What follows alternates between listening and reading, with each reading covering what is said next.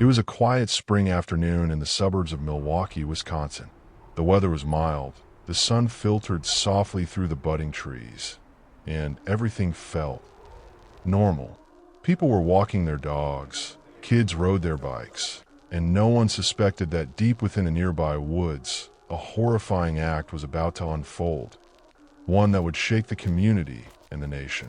Tyler Mason and Eli Brooks, both 19 years old and friends since high school, had invited their longtime friend Nathan Hale for a casual hike in the woods.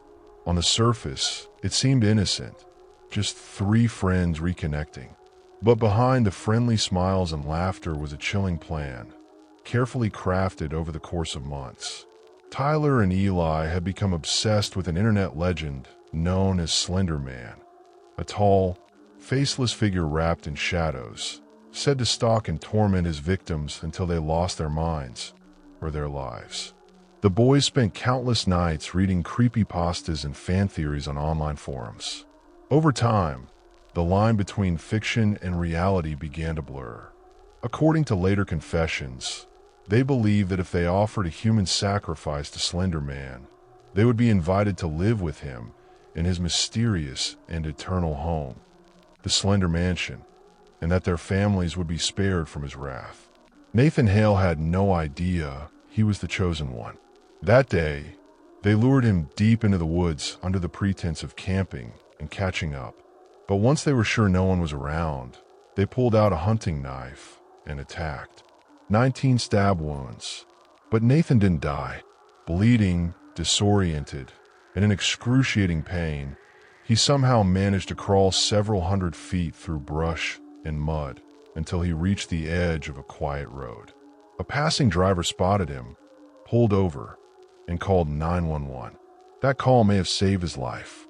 Doctors later said that if Nathan had been found just minutes later, he wouldn't have made it. His survival was nothing short of miraculous. Just hours after the attack, Tyler and Eli were taken into custody. Their demeanor during police interrogations was described as cold and emotionless. One officer recalled how calmly Tyler spoke when he said, "He was chosen. We just opened the door." Psychiatric evaluations would later reveal that both teens suffered from untreated psychotic disorders and paranoid delusions.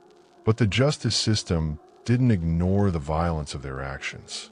The case, quickly dubbed the Slender Pact, became one of the most disturbing examples of how internet horror culture can impact vulnerable minds.